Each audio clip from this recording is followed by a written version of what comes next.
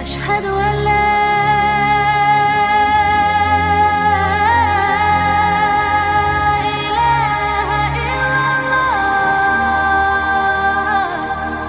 Ma'asyiral muslimin yang dimuliakan Allah Subhanahu wa taala. Dari Abdullah Ibnu Mas'ud, perhatikan hadis ini, ngeri kalau kita baca. Apabila terdapat suara yang sangat dahsyat di bulan Ramadan, maka akan terjadi huru-hara di bulan Syawal. Akan banyak golongan manusia yang saling memisahkan diri di bulan Dzulqa'dah. Akan terjadi pertumpahan darah di bulan Dzulhijjah dan juga bulan Muharram.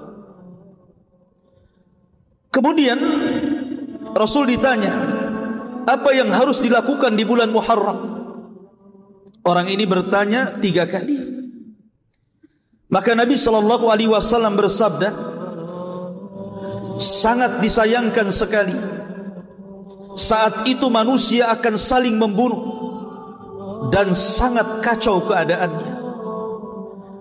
Maka kami bertanya lagi, apa suara yang dahsyat itu wahai Rasulullah yang akan terjadi di pertengahan Ramadan itu?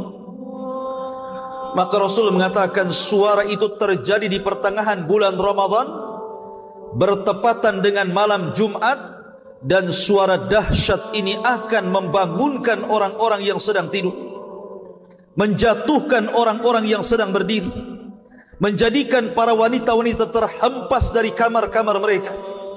Pada saat itu akan banyak terjadi gempa. Pada saat itu cuaca yang sangat dingin akan menerpa. Hal itu apabila pertengahan bulan Ramadan di tahun itu bertepatan dengan malam Jumat. Apabila kalian melaksanakan solat subuh di hari Jumat pada pertengahan bulan Ramadan, maka masuklah kalian ke dalam rumah-rumah kalian, kuncilah pintu-pintu rumah kalian, tutuplah jendela-jendela rumah kalian, dan selimutilah diri-diri kalian, serta tutuplah telinga-telinga kalian. Apabila kalian merasa ada suara dahsyat, maka bersungkurlah sujud kepada Allah Subhanahu wa taala seraya berzikir, Maha suci Allah, Maha suci Allah, Maha suci Allah, Maha suci Allah, wahai Rabb kami, Maha suci Allah. Ma'asyiral muslimin yang dimuliakan Allah Azza wa Jalla, hadis ini dijadikan sandaran oleh sebagian doa tentang akan terjadi huru-hara di tahun 2020. Dari sekarang Ramadan tinggal berapa bulan? 4 bulan. 4 bulan lagi. Betul. 4 atau 5? 4 bulan lagi. Masya Allah. 4 bulan lagi dari sekarang akan terjadi huru-hara dahsyat menurut hadis ini. Masalahnya ikhwatu fiddin muliakan Allah Azza wa Jalla, hadis ini apakah derajatnya sahih ataukah derajatnya dhaif? Kalau seandainya hadis ini sahih, maka tentu kondisinya akan mengerikan, karena akan terjadi di pertengahan bulan Ramadan itu suara yang sangat dan maha dahsyat.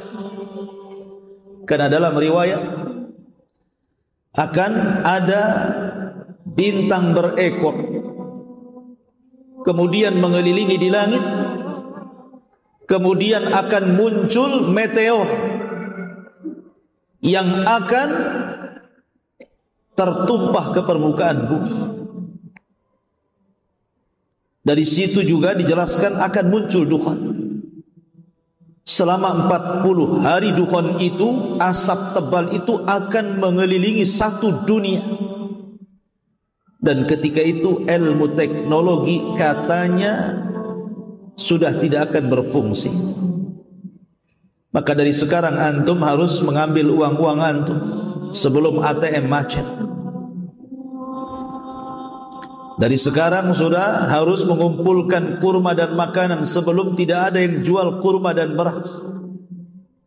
Ngeri tidak? Ngeri.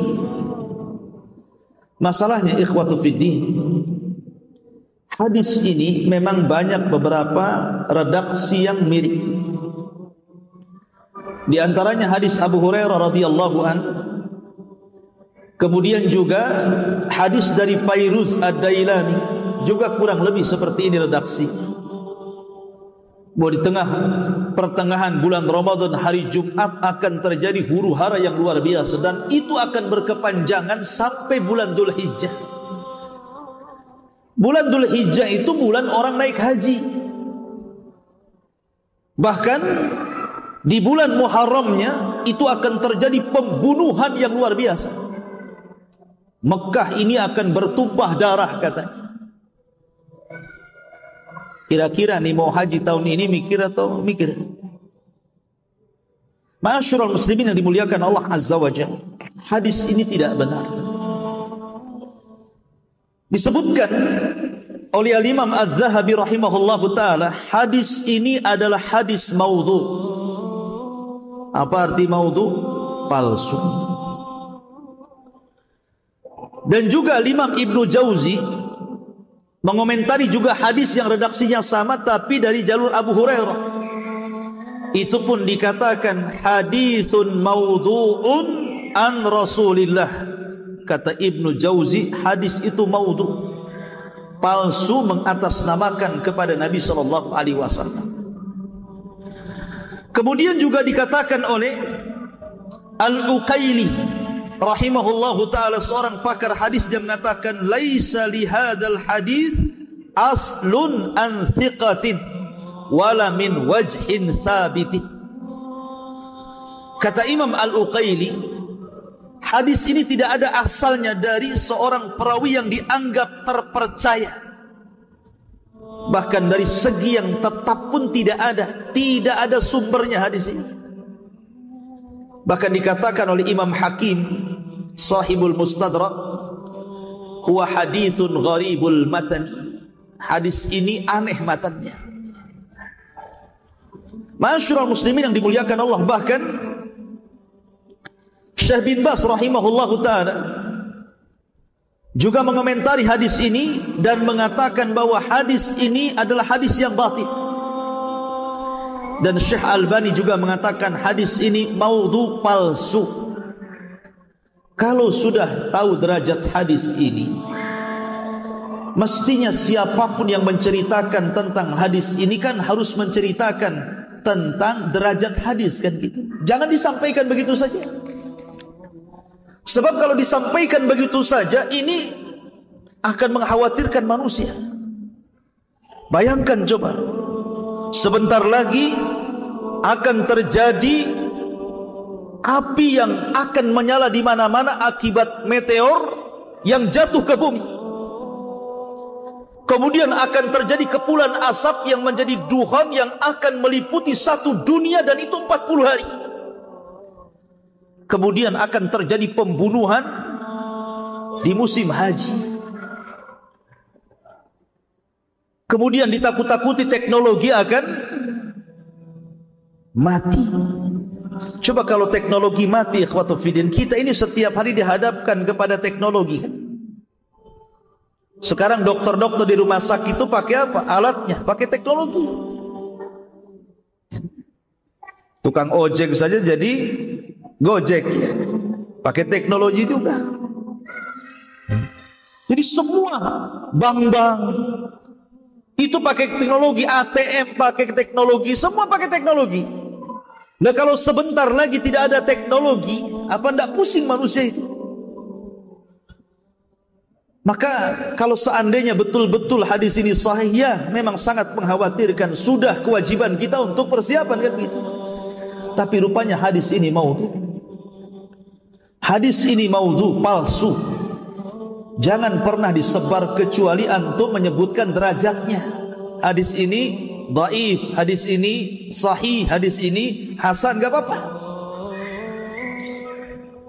Kalau ada yang mengatakan bukankah hadis dhaif juga bisa diamalkan? Boleh diamalkan, tapi dalam masalah fadilah amal, dalam masalah keutamaan amal, bukan dalam masalah perkara gaib. Ini kan perkara gaib. Itu pun ada syarat-syarat yang ditentukan. Seperti hadis dhaifnya itu tidak terlalu dhaif, sehingga dengan berkumpulnya banyak-banyak riwayat-riwayat yang semakna sehingga terangkat menjadi hasan di ghairihi. Kemudian dinaungi hadis yang sahih dan kita tidak meyakini mengamalkan hadis itu. Ada syarat-syaratnya. Ini bukan fadilah amal, ini sudah masuk bab gaib ini. Ini masuk masalah akidah manusia. Jangan menakut-nakuti dengan hadis ini. Karena ini bukan hadis dari Nabi SAW. Yang saya khawatirkan adalah sabda Nabi SAW, barang siapa, kata Rasulullah, barang siapa yang menasabkan hadis kepada Nabi SAW dengan sengaja, apa kata Rasul? Maka dipersilahkan tempat duduknya di neraka. Nabi mengatakan, man kadzaba alayya muta'ammidan, barang siapa yang berdusta kepadaku dengan sengaja. Dia tahu hadis ini dhaif tapi disebarkan. Falyatabawa maq'adahu minan nar, silahkan seret tempat duduknya, masukkan ke dalam neraka. Karena berdusta kepada Rasul itu berbeda dengan berdusta kepada sesama kalian. Kata Rasul, al-kadhibu alayya laisa kakadzibin ala ahad. Berdusta atas namaku itu berbeda dengan berdusta kepada sesama kalian. Karena man kadzaba alayya muta'ammidan fal yatabawwa maq'adahu minan nar. Siapa yang berdusta kepadaku secara sengaja, silahkan tempat duduknya di neraka. Ma'asyiral muslimin, sering saya katakan, terkadang ada orang yang memprediksi dekatnya kiamat itu dengan beberapa hal. Contoh dengan melihatnya negeri Saudi yang subur. Ramai kan di YouTube itu, disorot dari atas, Saudi sudah subur hijau. Padahal yang disorot itu memang daerah-daerah subur. Contoh di daerah Taif. Kalau anda pernah di Saudi, kayak saya pernah hidup di Yaman, pernah belajar di Yaman. Saya pernah belajar di daerah Ib. Ibi itu termasuk Thalajatul Yaman, daerah yang paling dingin di Yaman itu.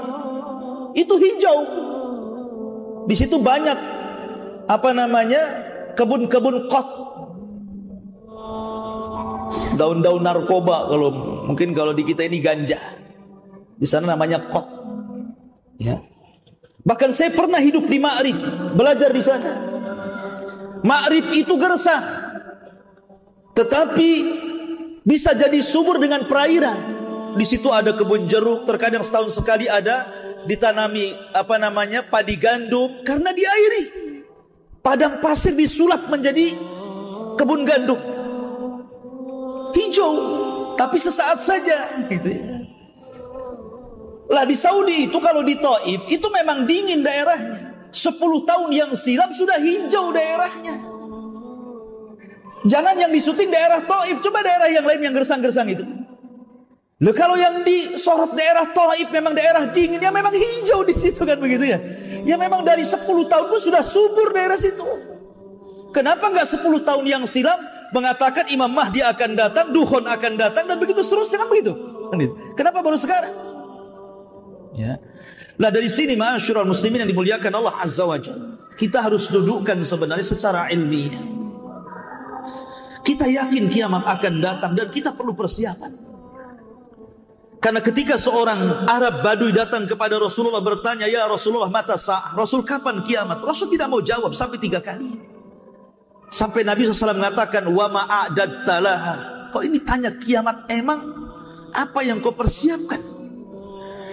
Maka orang ini mengatakan, la syai', aku tidak mempersiapkan apapun, walakinni uhibbullaha war rasul, tapi aku punya modal, aku ini sangat cinta dengan Allah dan Rasulnya. Kata Rasulullah, anta ma'aman ahbabta, kalau begitu engkau akan bersama idola. Sejak zaman dulu Orang itu bertanya kepada para nabi tentang mata sa'ah, kapan kiamat. Nabi Nuh alaihi salatu wasalam ditanya oleh kaumnya, "Ya Nuh, kapan kiamat?" Nabi Ibrahim alaihi salatu wasalam ditanya oleh kaumnya, "Ya Ibrahim, kapan kiamat?" Nabi Musa ditanya oleh kaumnya, "Ya Musa, kapan kiamat?" Nabi Isa juga sama ditanya kaumnya, "Kapan kiamat?" Termasuk Rasul disibukkan oleh sebagian para sahabat tentang pertanyaan kapan kiamat. Semua dari dulu bertanya soal itu. Tapi kan gak kiamat-kiamat. Sebagaimana Nabi SAW ditanya langsung oleh malaikat Jibril lagi yang tanya, "Ya Muhammad, mata sa'ah?" Wahai Muhammad, kapan kiamat? Rasul mengatakan, "Mal mas'ulu anha bi'a'lam minas sa'il." Orang yang ditanya tidak lebih paham daripada orang yang bertanya. Artinya saya dan engkau itu tidak tahu kapan kiamat. Sudah dekatkah dia? Masih jauhkah dia? Wallahu a'lam. Itu urusan Allah. Tapi kalau terlalu jauh memprediksi, apalagi bersandar kepada hadis-hadis palsu, kemudian sampai tidak dijelaskan derajatnya hadis ini membahayakan. Karena memprediksi sesuatu yang tidak ada. Baik, kita akan masuk kepada dukhon, karena hadis ini juga berkaitan dengan dukhon, asap yang tebal yang akan meliputi selama 40 hari bukan hanya satu Indonesia, satu dunia. Dan dukhon ini sangat membahayakan. Kalau bagi orang yang beriman sih, paling tinggi ngirup dukhon itu paling pilek, ya pusing-pusing sedikit. Tapi bagi orang kafir, kalau dia hirup dukhon itu akan keluar dari telinganya, asap itu akan keluar dari matanya, asap itu akan keluar dari hidungnya, asap itu akan keluar dari duburnya. Bahkan saking panasnya akan membakar kepalanya. Nanti saya akan sebutkan riwayat-riwayatnya.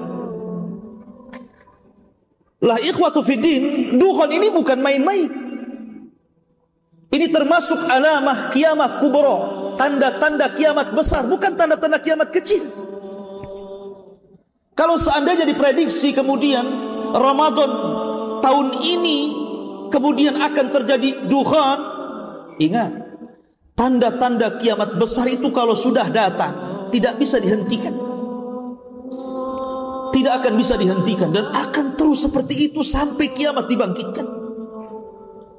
Ma'asyiral muslimin yang dimuliakan Allah Subhanahu wa taala, pembahasan kita fokus kepada dukhon dan apakah tartib tanda-tanda kiamat itu sebagaimana yang masyhur banyak kemudian diceritakan di YouTube ataupun oleh sebagian ustaz diceritakan bahwa tanda-tanda kiamat besar yang pertama itu dukhon, kemudian Dajjal, kemudian turunnya Isa, dan begitu seterusnya.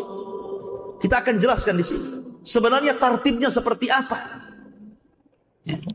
Ma'asyiral muslimin yang dimuliakan Allah Subhanahu wa taala, saya akan mengulas sedikit supaya ada murajaah sedikit. Sebagaimana tanda-tanda yang kita paham bahwa tanda-tanda kiamat itu terbagi menjadi berapa waktu kemarin di Jabal Arafah? 5. Tanda-tanda kiamat itu ada 5. Satu tanda-tanda kiamat yang sudah terjadi dan tidak mungkin terulang lagi. Contohnya diutusnya Rasulullah, wafatnya Rasulullah, terbelahnya bulan, wafatnya para sahabat Nabi sallallahu alaihi wasallam. Kemudian kabar Rasul tentang peperangan di Siffin, perang antara Muawiyah dan kubu Ali radhiyallahu anhu. Dan juga beberapa tanda-tanda kiamat kecil, dan ini tidak mungkin terulang. Sudah terjadi dan tidak mungkin terulang. Kemudian yang banyak ini adalah tanda-tanda yang sudah terjadi dan akan terus terulang-ulang sampai hari ini. Seperti contohnya Fathu Baitul Maqdis, pembebasan Baitul Maqdis. Itu pernah terjadi di zaman siapa? Umar ibn al-Khattab. Kemudian juga terjadi di zaman Salahuddin Al-Ayyubi. Kemudian nanti di akhir zaman akan dikuasai oleh Al-Imam Al-Mahdi. Nanti di akhir zaman. Apakah di tahun 2020 Imam Mahdi muncul? Sudah saya jelaskan di Jabal Arafah. Antum lihat YouTube Humairah Channel. Kemudian juga kematian yang mendadak itu akan terus terulang. Seperti apa kematian mendadak Ustaz? Seperti lagi tenang-tenang makan, tiba-tiba gempa, mati dia ditimpa rumahnya. Tiba-tiba kena longsor, tiba-tiba ditabrak orang. Itu mati mendadak namanya. Nggak sempat persiapan. Ya. Dan itu akan terulang. Kemudian munculnya Khawarij.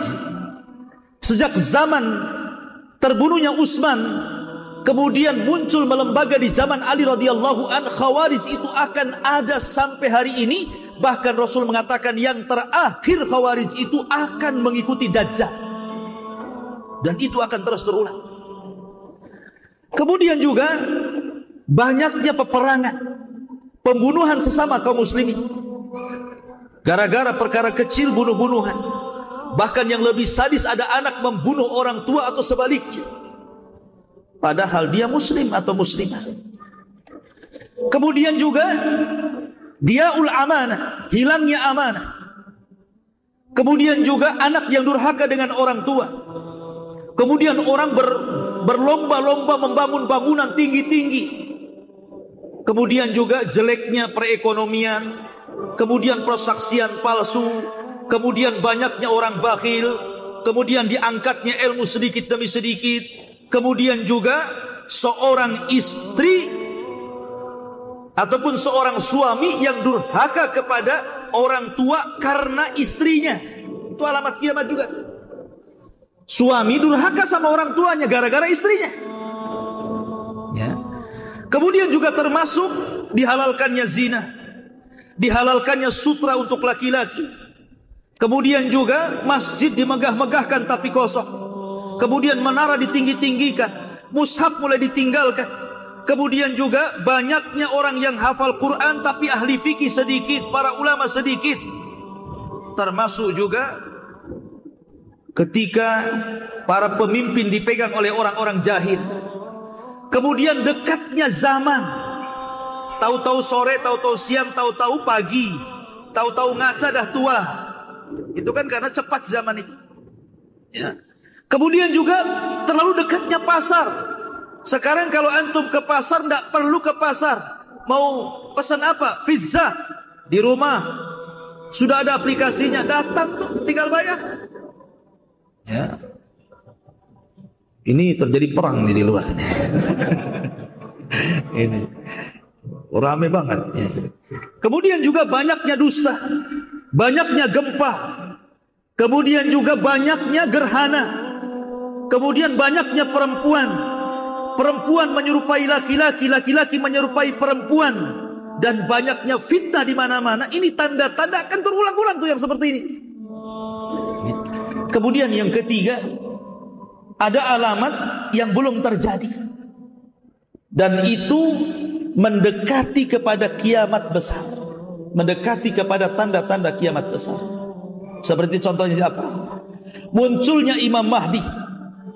Dikuasainya Baitul Maqdis dan akan menjadi pusat kekuatan kaum muslimin. Kemudian fitnah Ahlas. Dan sudah saya jelaskan di sini. Fitnah Sarrah. Fitnah Duhaimah. Kemudian juga pertolongan kepada kaum muslimin yang kemudian akan dimenangkan ketika perang di Malhamatul Kubra.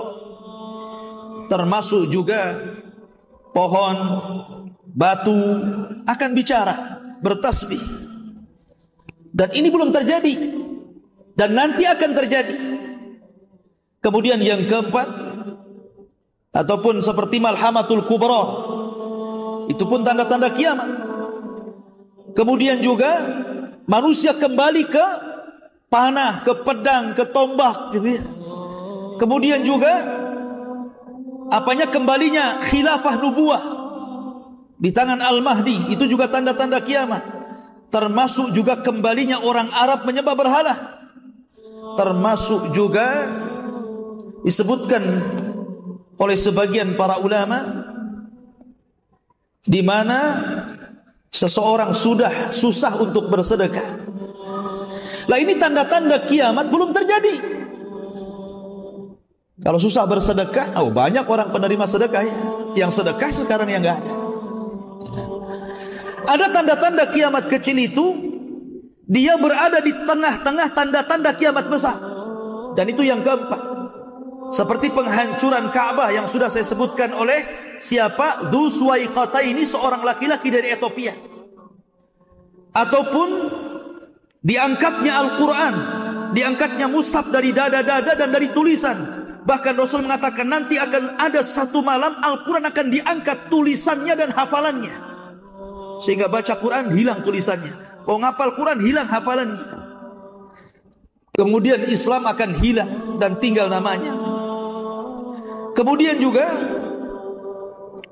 akan datang seorang laki-laki dari Qahtan yang akan memimpin di akhir zaman. Termasuk juga akan datang seorang laki-laki yang dikenal Al-Jahjah.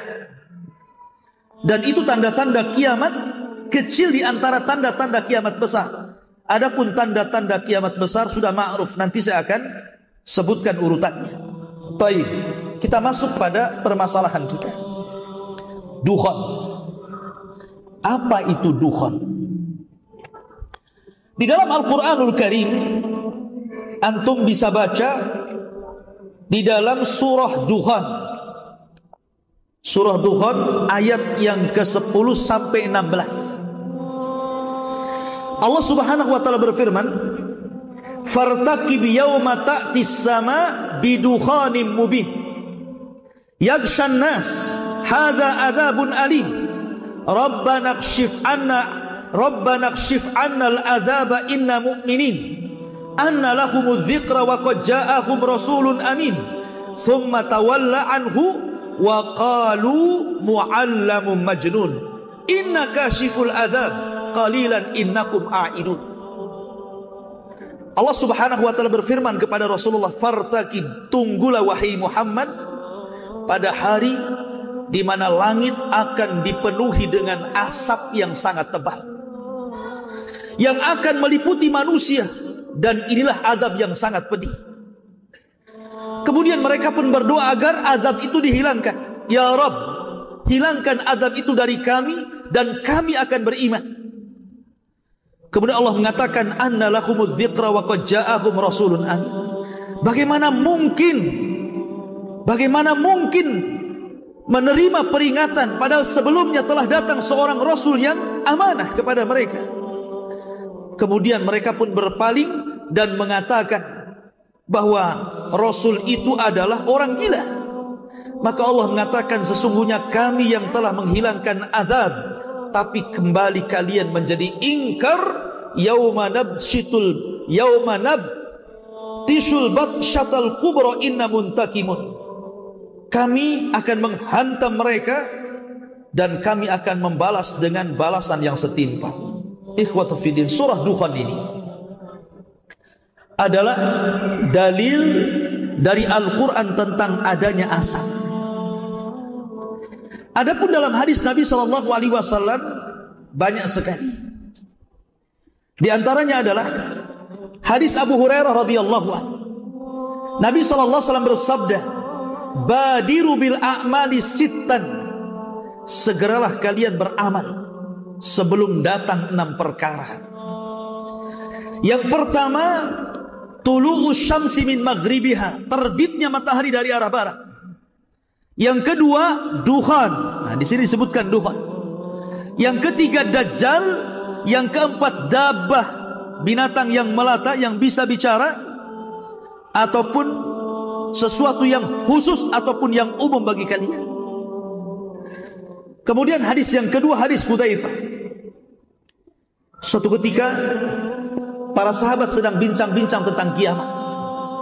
Rasul berkata, "Sedang bincang-bincang apa kalian?" Maka mereka mengatakan, "Ya Rasulullah, kami sedang berbincang-bincang tentang kiamat." Maka Rasul mengatakan kiamat tidak mungkin tegak sampai kalian melihat 10 perkara yang merupakan tanda-tanda kiamat besar. Kemudian disebutkan yang pertama dukhan, yang kedua dajjal, yang ketiga dabah, yang keempat terbitnya matahari dari barat, yang kelima turunnya Isa bin Maryam, yang keenam Ya'juj dan Ma'juj, yang ketujuh terjadi gempa dari arah timur, terjadi gempa dari arah barat, terjadi gempa di Jazirah Arab, dan yang terakhir yang ke-10 manusia akan digiring oleh api yang berasal dari negeri Hijaz ataupun Aden Yaman. Ini 10 tanda-tanda kiamat besar. Nanti saya akan sebutkan tertibnya. Di dalam hadis Hudzaifah ini ada 10 perkara. Pertama dukhan, yang kedua dajjal, yang ketiga dabah, yang keempat tulu'us syamsi min maghribiha, terbitnya matahari dari arah barat, yang kelima turunnya Isa bin Maryam, kemudian yang keenam Ya'juj dan Ma'juj, yang ketujuh gempa dari arah timur, yang kedelapan gempa dari arah barat, yang kesembilan gempa di Jazirah Arab, dan yang ke-10 keluarnya api yang menggiring manusia ke tempat berkumpulnya mereka di Syam. Itu namanya tanda-tanda kiamat besar. Ada 10 ini. Kemudian juga disebutkan dalam hadis yang lain, hadis yang dikeluarkan Imam Ibnu Jarir dan At-Tabarani dengan sanad yang baik, inna rabbakum anzarakum salasa, Rabb kalian telah memberikan peringatan kepada kalian tentang 3 perkara. Yang pertama dukhan, yang akan mengambil seorang mukmin seperti pilek, tetapi ya'khudul kafir.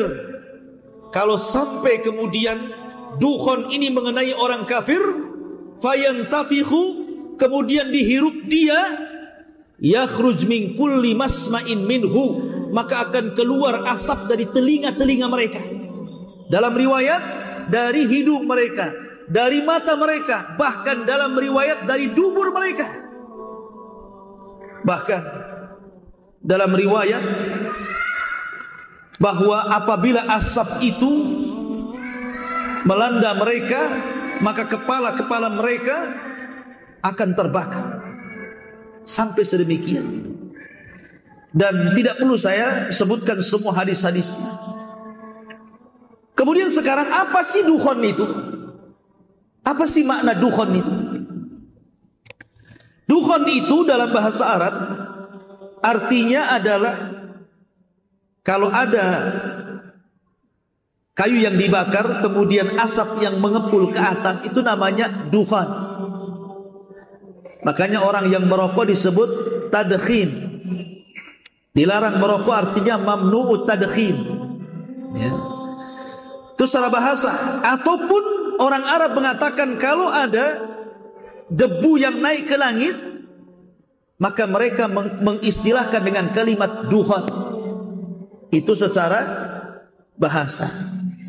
Dan Nabi SAW bersabda dalam sebuah hadis dari Ibnu Mas'ud radhiyallahu an, khamsun qad madaina. Kata Abdullah bin Mas'ud radhiyallahu an, 5 perkara sudah berlalu dari kita. Yang pertama al-lizam, yang kedua ar-rum, yang ketiga batsyah, yang keempat al-qamar, dan yang kelima dukhan. Pertama lizam, artinya lizam itu kehancuran bagi orang-orang kafir di Badar. Dan Allah mengatakan faqad kadzdzabtum fasawfa yakunu lizama. Kemudian yang kedua Rum, maksudnya adalah Romawi yang mengalahkan Persia, yang sebelumnya Persia mengalahkan Romawi. Maka Allah Subhanahu wa taala turunkan ghalabatir rum fi adnal ardi min ba'di ghalabihim sayaghlibun, dan seterusnya ayat ini, bahwa Romawi mampu mengalahkan Persia sebelumnya Persia mengalahkan Romawi. Kemudian Batsyah, juga kehancuran orang-orang musyrik di Badar. Kemudian Al-Qamar, bulan, maksudnya bulan terbelah menjadi 2. Kemudian dukhan, Duhan ini juga sudah terjadi. Kata siapa? Abdullah bin Mas'ud. Kapan itu? Ketika orang-orang musyrik melambat-lambatkan untuk masuk Islam.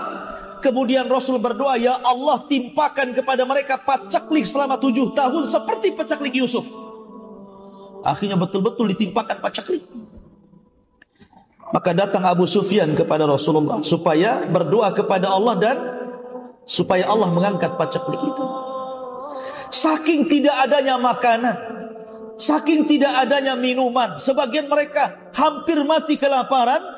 Kemudian mata mereka berkaca-kaca melihat ke langit itu seolah ada asapnya. Itulah yang dimaksud duhon, kata Abdullah bin Mas'ud. Maka di sini maksudnya adalah karena tidak ada hujan, otomatis apa? Tanah-tanah yang ada di bumi ini mengepul ke langit, terbawa angin, terhempas angin, sehingga di langit itu kayak ada asap. Itulah duhon, pernah terjadi di zaman Nabi SAW. Menurut Abdullah bin Mas'ud. Karena nanti ada khilaf tentang masalah itu. Ya. Ma'asyiral muslimin yang dimuliakan Allah Azza wa Jalla, intinya bahwa bukan itu yang dimaksud duhon. Tapi duhon itu adalah asap yang Allah Subhanahu wa Ta'ala ciptakan, asap yang sangat hitam yang akan meliputi satu dunia selama 40 hari. Seorang muslim pun akan pilek dan pusing walaupun sedikit. Tapi orang kafir banyak yang meninggal, tidak tahan dengan sakitnya asap itu. Bayangkan 40 hari asap itu akan turun dan menyelimuti seluruh dunia, masuk ke rumah-rumah, ke kamar-kamar, ke gua-gua, ke gang-gang, sehingga semua orang menghirup dan tidak ada yang tidak menghirup. Jadi sangat mengerikan. Makanya duhon itu termasuk alamat kiamat besar. Taib. Sebenarnya kalau masalah duhon, ikhwatu fiddin, riwayat-riwayat duhon ini banyak diriwayatkan para ulama. Banyak diriwayatkan para sahabat seperti Abdullah bin Umar meriwayatkan hadis tentang duhon. Abdullah bin Mas'ud meriwayatkan tentang hadis duhon. Abdullah bin Abi Mulaikah, Abdullah bin Abbas, Abu Hurairah, Ali radhiyallahu an, Hudzaifah ibnul Yaman, Abu Sa'id al-Khudri, Abu Malik al-Ash'ari, Wasilah ibn Asqa, dan Hudzaifah ibn Asid al-Ghifari, dan banyak lagi sahabat yang meriwayatkan tentang masalah duhon ini. Dan kitab-kitab para ulama juga banyak yang membukukan tentang masalah duhon ini. Seperti Imam Bukhari juga dalam sahihnya menyebutkan tentang hadis-hadis masalah duhon.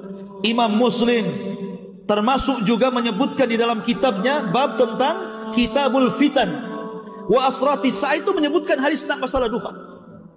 Kemudian juga Musnad Imam Ahmad, Sunan Abi Dawud, Sunan Tirmidzi, Mustadrak Hakim, Mu'jam Tabrani, itu semua termuat hadis-hadis tentang masalah duhon. Termasuk juga Imam Ibnu Katsir, baik dalam tafsirnya atau dalam kitabnya Bidayah wa Nihayah. Kemudian Imam Tabari dalam tafsirnya, kemudian Ibnu Abi Hatim dalam tafsirnya, kemudian Al-Qurtubi dalam Tazkirah, kemudian Mubarak Furi dalam Syarah Tirmidzi, dan banyak kitab yang memuat tentang masalah duhon. Masalahnya, kapan duhon terjadi? Apakah betul sebagaimana yang digambar-gemborkan bahwa duhon itu terjadi nanti di Ramadan ini, bentar lagi?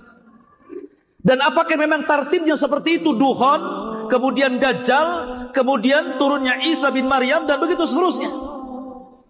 Ikhwan, tidak ada hadis yang menjelaskan tentang tartib. Karena hadis itu redaksi ke redaksi itu ada yang dimulai duhon, ada yang dimulai bukan duhon. Yang dimulai dengan duhon saja pakai kalimat dzakara, menyebutkan, artinya Rasul tidak menyebutkan tartibnya seperti itu. Lalu siapa yang menyusun pertama duhon, kedua Dajjal, ketiga Isa? Siapa? Kok muncul tartib seperti itu? Ini semua kembali kepada ijtihad para ulama. Kalau ijtihad para ulama berarti bisa benar bisa salah. Karena Rasul tidak menyebutkan 1, 2, 3, 4, 5, 1 duhon. Enggak. Memang ada yang seperti itu, tapi dalam riwayat yang lain tidak disebutkan. Kenapa tidak disebutkan semua riwayat duhon dulu? Kalau memang dia nomor 1. Ada memang riwayat dukhon pertama, tapi tidak semua riwayat meletakkan dukhon pertama. Ada yang meletakkan dajjal pertama, ada yang mengatakan tulu'us syamsi min maghribiha pertama gitu ya. Jadi tidak bisa kita pastikan mana duluan. Tetapi saya akan mengambil pendapat yang paling cantik dalam ini. Pendapat Imam Ibnu Hajar. Imam Ibnu Hajar pengarang kitab Fathul Bari, syarah daripada Sahih Al-Bukhari. Siapa yang tidak kenal Al-Hafidh Ibnu Hajar Al-Asqalani, pengarang kitab Bulughul Maram? Banyak karyanya. Apa kata beliau? Tanda-tanda kiamat besar itu terbagi menjadi 3. Tanda-tanda kiamat besar terbagi menjadi 3. Ada tanda-tanda yang menyebar di bumi, ada tanda-tanda yang menyebar di langit, dan ada tanda-tanda yang menunjukkan hanya beberapa langkah kepada terjadinya kiamat besar. Adapun tanda-tanda yang awal, kata beliau, tanda-tanda awal yang akan merubah tatanan bumi. Pertama, keluarnya Dajjal. Pertama keluarnya Dajjal, kemudian turunnya Isa, kemudian keluarnya Ya'juj dan Ma'juj, kemudian terjadi 3 gempa. Ini kalau 4 perkara muncul, maka akan merubah tatanan bumi. Yang kedua, tanda-tanda yang akan merubah tatanan langit dari tanda-tanda kiamat besar. Pertama, dukhon. Yang kedua, terbitnya matahari dari arah barat. Yang ketiga, keluarnya dabbah, binatang melata yang bisa bicara. Yang ketiga, yang ketiga, keluarnya dabbah itu. Ini yang akan merubah tatanan langit. Dan yang terakhir, tanda kiamat yang mendekati kepada kiamat besar. Dan itu dimulai dari api yang menggiring umat manusia dari Yaman ke Syam. Nanti manusia akan berkumpul di situ dan Allah kiamatkan. Dan ini dengan cara, jadi tartib ini, kata Imam Ibnu Hajar, adalah tartib yang disebutkan oleh Al-Imam At-Tayyibi. Imam At-Tayyibi ini termasuk ulama hadis, ulama tafsir, ulama bayan, dan dia yang mensyarah kitab Miskatul Masabi. Dia juga yang mensyarah kitab Al-Kasyaf.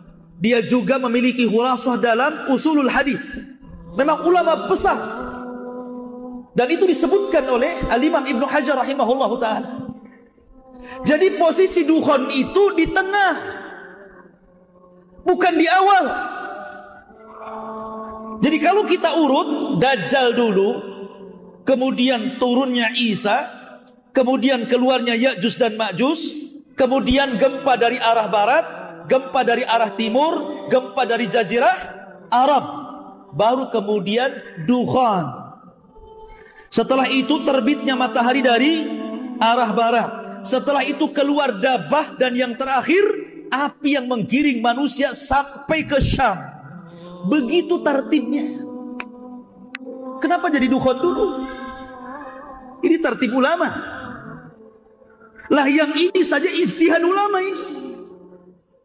Karena dalam masalah tartib ini ulama sangat dahsyat perselisihannya. Tidak bisa diprediksi ini yang pertama, ini yang kedua, ini yang ketiga. Semua punya prediksi masing-masing, punya tartib masing-masing maksudnya. Jadi jangan kemudian seolah-olah pasti akan terjadi dukhon di tahun 2020. Ya memang ada sebagian orang yang memastikan, ada yang kemudian tidak memastikan. Yang tidak memastikan dari segi bahasa seolah-olah memastikan masalahnya, kan begitu ya. Bahasa retorikanya itu seolah-olah memastikan, padahal dia sudah ngomong, ya mudah-mudahan prediksi dia salah. Tapi habis itu kemudian menakut-nakuti manusia. Begini, begitu, begini. Harus kumpulkan kurma 1 tahun, nanti kalau kelaparan kan sudah banyak kurma, katanya. Ikhwatu fiddin, ini perkara gaib. Ya. Ini bukan perkara-perkara enteng, ini perkara keyakinan. Ma'asyiral muslimin yang dimuliakan Allah Azza wa Jalla. Adapun tentang masalah perselisihan dukhan. Pertama, ulama mengatakan bahwa dukhan itu sudah pernah terjadi. Dukhan itu pernah terjadi. Kapan? Di zaman Nabi SAW, dan itu adalah pendapat siapa? Pendapat dari Abdullah bin Mas'ud. Sudah terjadi dukhan itu. Dan pendapat Abdullah bin Mas'ud ini dikuatkan oleh Imam Ibnu Jarir At-Tabari. Dia kuatkan pendapat Ibnu Mas'ud ini, bahwa dukhan sudah terjadi dan tidak mungkin ada lagi. Sebagaimana hadis Nabi SAW, perkataan Abdullah bin Mas'ud yang tadi saya katakan, ada 5 perkara yang sudah berlalu, salah satunya dukhan.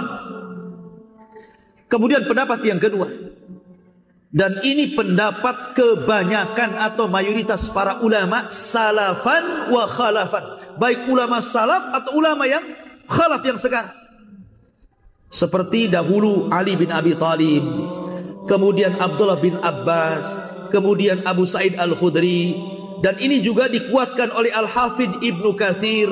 Abdullah bin Umar juga berpendapat seperti ini, ya.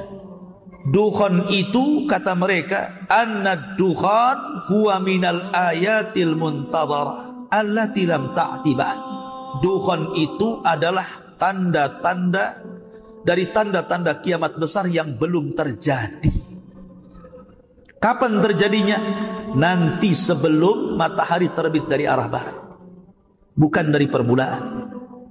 Ya. Ini pendapat yang kedua. Pendapat yang ketiga menggabungkan dua pendapat ini, bahwa dukhan itu ada dua. Ada dukhan yang sudah terjadi di zaman Rasul, dan ada dukhan yang merupakan tanda-tanda kiamat, dan itu akan terjadi nanti. Dan ini adalah pendapat An-Nawawi, kemudian Imam Qurtubi dalam tafsirnya, dan juga At-Tabari juga menguatkan pendapat ini. At-Tabari punya dua kata-kata. Dia menguatkan pendapat Abdullah bin Mas'ud, dan juga dia menguatkan pendapat ini. Ma'asyiral muslimin yang dimuliakan, tetapi yang rajih wallahu a'lam, bahwa dukhan itu belum terjadi.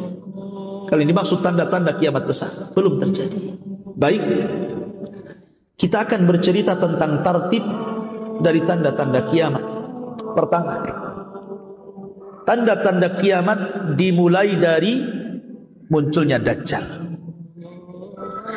Tidak ada satupun nabi melainkan pasti akan memperingatkan umatnya akan kemunculan Dajjal.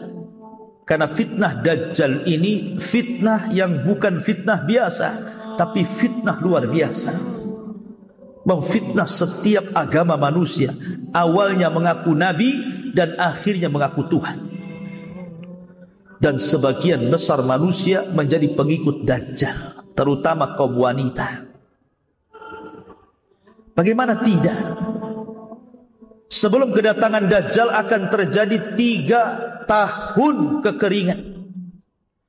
Langit ditahan sepertiganya, bumi pun ditahan sepertiganya, tidak tumbuh. Tahun kedua, langit ditahan 2/3-nya, bumi pun ditahan 2/3-nya, tidak tumbuh sehingga kering kelontang. Kemudian yang ketiga, tahun ketiga, seluruh langit ditahan dan bumi pun ditahan, semuanya tidak tumbuh. Manusia kelaparan. Disitulah Dajjal muncul. Kemudian Dajjal akan datang kepada sebuah perkampungan yang sudah hancur ekonominya, sudah tidak bisa lagi ditanami kebun dan ladangnya, tidak ada makanan yang akan dimakannya. Kata Dajjal, kalau kalian beriman kepada aku, kusuburkan tanah kalian, kugemukkan hewan-hewan kalian, kuberikan kalian pembendaharaan yang ada dalam bumi. Mau apa? Emas, perak, jamrud. Gimana orang tidak kufur saat seperti itu? Jangankan saat-saat seperti itu, ada gempa tsunami saja, datang orang Nasrani, Datang orang yang hendak memurtadkan orang, hanya diberikan satu karung beras, satu pakaian, suruh murtad mau kadang-kadang. Ini jelas-jelas ini kondisinya kan begitu ya. Ia pasti akan menyangka Dajjal itu Tuhan. Kata Dajjal hujan, hujan. Kata Dajjal tumbuh, tumbuh. Kata Dajjal keluar emas, keluar emas. Nah, kan itu. Kalian ingin berjumpa dengan bapak dan ibu kalian yang sudah meninggal, Dajjal tinggal mengatakan kepada kuburannya, hiduplah kalian. Hidup tuh bapak kita, ibu kita, saudara kita, anak kita yang kita cintai. Tapi hakikatnya bukan mereka, itu syaitan yang tasyakul, menyerupai keluarga kita, kemudian mengatakan, nak, ikutilah orang ini, dia Tuhan kita. Jadi banyak orang yang ikut Dajjal. Dari sinilah kenapa kita disuruh berlindung dari Dajjal. Setiap kita sholat, di penghujung sholat kita sebelum salam, kita berlindung dari fitnah Dajjal. Setiap hari Jumat kita disuruh membaca awal atau akhir 10 surah Al-Kahfi dalam rangka perlindungan Dajjal. Jadi Nabi SAW sudah mengatakan fitnah ini besar. Kata Rasul, kalau aku hidup ku bunuh Dajjal, tapi kalau seandainya aku meninggal, kalian yang akan melawan Dajjal, dan kalian tidak akan sanggup. Karena Dajjal tidak bisa mati kecuali seorang nabi yang membunuhnya, Isa bin Maryam. Kemudian Dajjal berhasil mengalahkan Imam Mahdi, sehingga Imam Mahdi harus tinggal di Bukit Tur dan para prajuritnya yang bersembunyi. Ketika kemudian tidak ada jalan lain kecuali harus jihad, mati syahid atau hidup mulia, maka ketika menjelang subuh turunlah Isa bin Maryam. Tugasnya Isa itu yang pertama kali membunuh Dajjal. Selama 40 tahun dia akan tinggal di bumi. Lain dengan Imam Mahdi 7 tahun saja. Tugas pertama membunuh Dajjal. Baru ada tugas yang lainnya, membunuh babi, mematahkan salib, dan akan memimpin kaum muslimin, dan akan memasukkan Islam sebagian ahli kitab. Wa in min ahlil kitab illa la yu'minan nabihi qabla mautihi.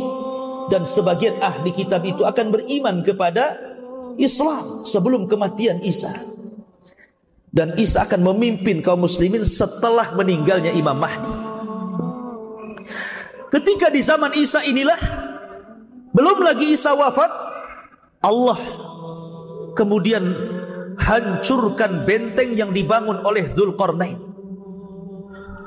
Di balik benteng itu ada 2 kabilah besar. Satu kabilah Ya'juj dan yang kedua kabilah Ma'juj. Jumlah mereka banyak. Satu di antara kita 999 dari mereka. Banyak. Kata Rasul, kaum ini tidak bisa diperangi dan tidak bisa dibunuh, saking banyaknya. Sehingga kemudian banyak orang-orang yang di luar rasnya dibantai, dibunuh dan dimakan. Kanibal. Sampai merasa bahwa dia sudah membunuh di luar rasnya, tidak ada satupun hidup. Orang-orang yang hidup di bumi, dia sombong kemudian menatap langit dan mengatakan, qatalna man fil ardi sanaqtuluhu man fis sama. Kami sudah membunuh semua orang yang ada di bumi, kau juga ya yang di langit kami akan bunuh juga, katanya. Maka mereka mengarahkan tombak, panah, lembing, dilempar. Wa makaru makran wa makarna makran wallahu khairul makirin. Mereka hendak membuat makar, Allah pun buat makar. Panah mereka disedot sampai tidak kelihatan di balik awan. Kemudian dikembalikan lagi seolah-olah ujungnya sudah berlumuran darah. Pada Allah sengaja membuat itu, tidak ada orang yang mati. Maksudnya tidak ada makhluk yang mati di langit. Tapi mereka makin sombong, seolah-olah sudah membinasakan orang yang di langit. Maka disitulah Allah tampakkan kekuatannya. Allah kirim satu makhluk kecil namanya Naghaf, ulat, masuk di tengkuknya, satu mati-mati semua. Allah kok dilawan? Mana ceritanya? Siapa yang bisa melawan Allah? Ketika Ya'juj dan Ma'juj habis semuanya meninggal dunia karena diazab oleh Allah Subhanahu wa taala dengan ulat, maka kemudian Allah kirim burung-burung besar mengangkat jasadnya, dilempar tah ke mana wallahu alam, tah ke lautan, tah berantah di mana. Tapi kemudian Allah turunkan hujan, Allah bersihkan lagi bumi sehingga Isa bin Maryam dikembalikan lagi dalam kehidupan yang luar biasa. Tuba liman asya ba'dal masih. Beruntung orang-orang yang hidup di masa Isa bin Maryam hidup, di mana cangkang delima bisa masuk orang di dalamnya. Belum tahu cangkang delima? Sebesar apalah delima itu? Kalau cangkangnya orangnya bisa masuk, berarti delimanya besar. Seperti itu buah-buahan itu. Berarti kalau buah durian antum bisa tidur tuh di cangkangnya itu. Artinya bahwa itu barokah, betul-betul barokah. Dikembalikan lagi bumi itu sebagaimana aslinya, berkah di mana-mana. Sampai Isa bin Maryam kemudian meninggal dunia. Setelah Isa bin Maryam kemudian meninggal dunia, maka kemudian manusia kembali, sebagian mereka kufur dan sebagian mereka tetap beriman. Lah ketika itu orang dihebohkan karena di daerah yang sangat jauh nun di sana, di daerah barat, Hashfun bil Masyriq, di daerah timur, rupanya Allah Subhanahu wa taala kirim gempa, bukan hanya menghancurkan satu desa. Kayak Lombok itu kan satu kabupaten tuh, jadi bubur tuh. Ini bisa menghancurkan satu negara. Dari timur terdengar ada gempa satu negara rata. Maka orang pun heboh dengan berita tentang ada gempa yang bisa menghancurkan negara-negara. Baru saja mereka mendengar di arah timur itu terjadi gempa yang dahsyat, dari barat pula mereka mendengar bahwa sama di barat juga terjadi gempa hebat sehingga menghancurkan negara-negara. Setelah itu rupanya di Jazirah Arab pun terjadi gempa di mana-mana, satu dunia, sehingga orang kemudian kesulitan tempat tinggal, kesulitan ekonomi, keadaan mereka miskin. Mulailah kemudian mereka semakin jauh, maka sebagian mereka semakin kufur, tapi ada juga yang masih istiqamah di situ. Maka dalam kondisi seperti itu, tiba-tiba Allah mengingatkan mereka agar mereka tobat. Fartaqib yauma ta'tis sama' bidukhanin mubin. Di sini letak dukhan, bukan di awal. Di sini letak dukhan. Allah tiba-tiba mengirimkan dukhan, satu dunia gelap dengan asap. Asap ini masuk ke rumah, ke gang, ke gua, ke jalan. Tidak ada satupun kecuali menghirup dukhan. Setiap hari banyak orang yang meninggal gara-gara menghirup dukhan ini. Ma'asyiral muslimin yang dimuliakan Allah Subhanahu wa taala.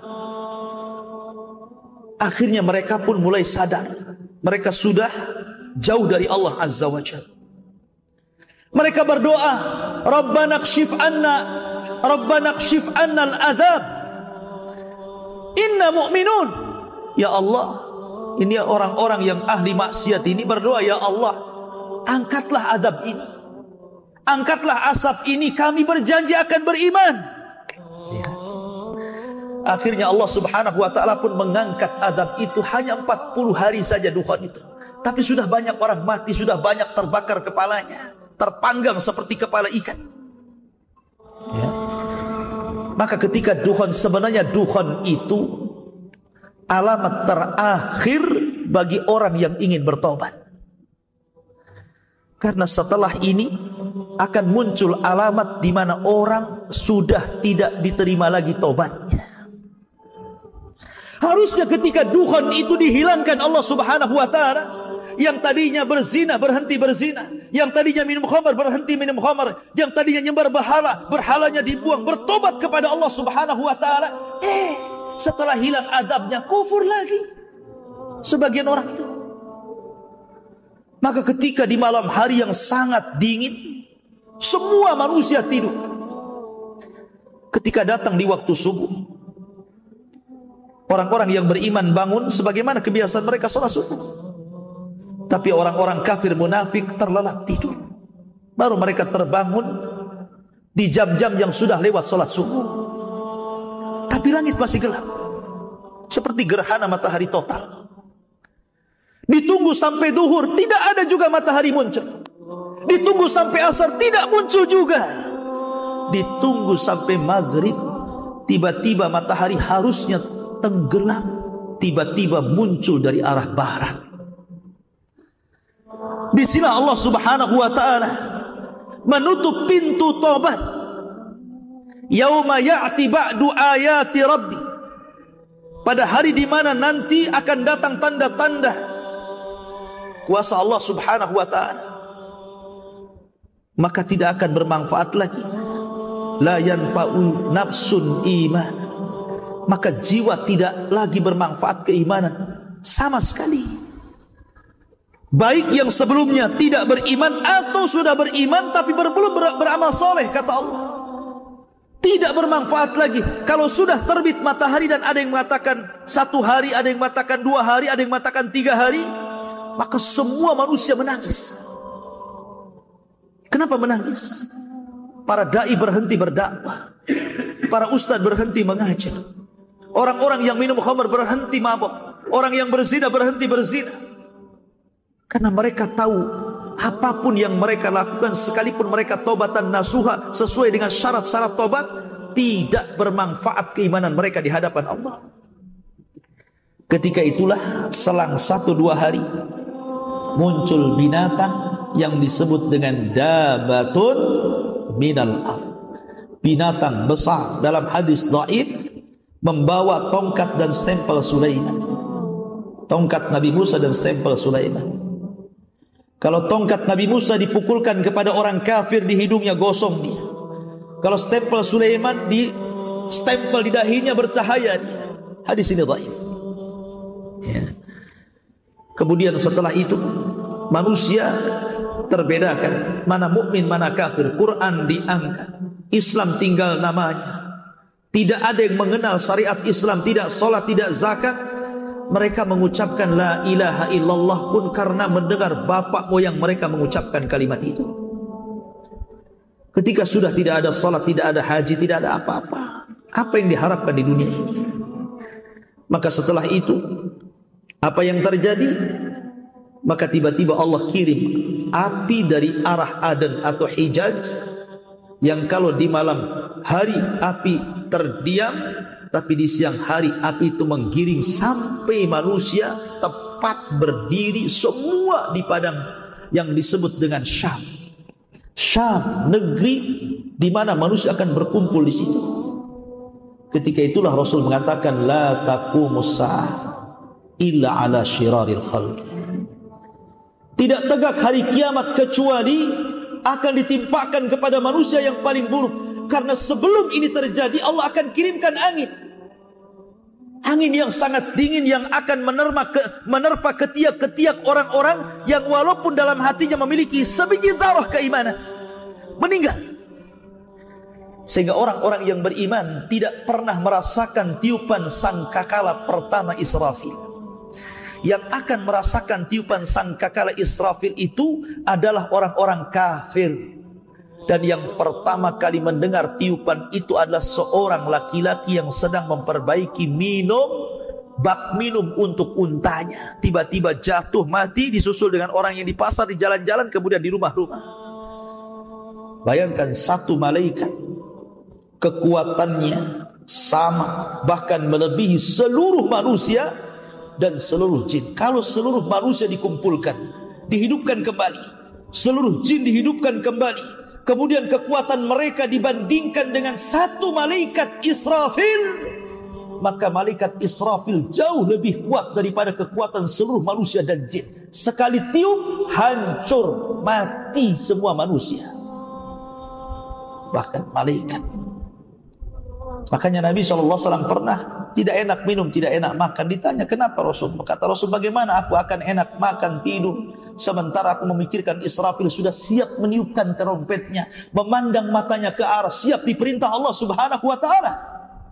Al-qari'atu mal-qari'ah wa ma adraka mal-qari'ah yauma yakunun nasu kal farashil mabsus. Dan itu masuk kepada kiamat. Intinya bahwa tidak benar kalau dukhon itu akan terjadi di bulan Ramadan ini. Wallahu a'lam. Karena jelas hadisnya juga maudhu, palsu. Kemudian tartib ulama juga, ada yang mengatakan di awal, ada yang mengatakan di tengah, ada yang mengatakan di akhir. Wallahu a'lam, ini ijtihad para ulama. Sehingga kita tidak bisa memastikan bahwa tahun ini akan terjadi dukhon yang maha dahsyat. Hati-hati, hati-hati. Persiapkan. Ya betul, kita harus persiapan. Karena kiamat bagi kita itu bukan menunggu kiamat besar, bukan, tapi kematian. Kata Nabi SAW, "Idza mata ahadukum faqad qamat qiyamatu." Kalau seandainya meninggal salah seorang di antara kalian, berarti tegaklah kiamat untuk kalian. Jadi kita mempersiapkan bukan untuk kiamat besar, bukan, tapi untuk kematian kita. Wa ma tadri nafsum bi ayyi ardin tamut. Kita tidak tahu meninggal di mana, tapi kematian sebuah kepastian. Idza jaa ajaluhu la yastakhiruna sa'atan wa la yastaqdimun. Kalau ajal datang, tidak akan nunggu-nunggu. Ya. Dan setiap orang mati berarti tegaklah kiamatnya. Karena kita tahu kita akan mati, itulah makanya kita persiapan. Makanya Rasul mengatakan al-kayyisu man dana nafsa wa amila lima ba'dal maut. Orang yang cerdas itu adalah orang yang introspeksi diri dan mempersiapkan bekal untuk sebelum kematian. Itu orang cerdas namanya. Ya. Bukan sibuk kita kumpulkan makanan untuk makan 1 tahun. Kita kumpulkan uang-uang kalian pakai emas, kita kumpulkan 1 tahun, nanti nggak ada uang lagi. Bukan. Persiapan kita ini adalah takwa. Wa tazawwadu fa inna khaira zadit taqwa. Persiapkanlah dan sebaik-baik persiapanlah takwallahi azza wa jalla. Ini yang kita siapkan, takwa ini. Karena belum tentu. Ya, karena ada saja ya, nanti ini diupload di YouTube, nanti macam-macam tuh komennya. Macam-macam kan. Seolah-olah kalau yang mungkin mengatakan tahun ini akan terjadi kiamat, ketika kita ngomong begini seolah-olah kita ini nggak percaya dengan kiamat. Tidak, kita percaya kiamat. Siapa yang tidak percaya kiamat? Cuman kan kiamat ini rahasia Allah. Tidak tahu, Jibril aja tidak tahu kok. Ya. Kemudian mereka mengatakan bahwa ini sebentar lagi akan kiamat, karena tanda-tanda kiamat besarnya ini sudah insya Allah tahun ini akan muncul nih. Dan itu karena apa? Berawal dari memprediksi umur umat manusia atau kaum muslimin itu dari 1500 tahun, supaya sama angkanya, maka kemudian diurut dari sekarang. Kalau tidak nanti akan lewat dari 1500 tahun kan? Ya, jadi harus pas dengan angkanya itu. Masalahnya kalau terjadi kan mengkhawatirkan, ya kita bertobat kepada Allah. Kalau enggak terjadi, sementara dia sudah berkuar-kuar ke sana kemari membawakan hadis-hadis maudhu umpamanya, maka kita semua yakin percaya bahwa kiamat akan datang. Bahkan kita persiapan itu untuk kiamat kita sendiri, yaitu kematian. Dan itu pasti. Ya, terkadang saling menghujat di komen itu, tidak perlu saling menghujat. Kita masing-masing belajar, masing-masing beramal. Ya, perbanyak belajar. Karena biasanya yang komen itu kan karena kurang ilmu, hanya terpengaruh model semangat tak tentu pasal, kata orang Melayu. Tahu semangat tak tentu pasal itu? Semangat itu harus dibarengi dengan ilmu. Ya, jadi semua ada pembahasan dari para ulama, sehingga tidak bisa kemudian merasa bahwa kiamat ini pasti terjadi. Ya, bisa terjadi, bisa tidak. Itu rahasia Allah Subhanahu wa ta'ala.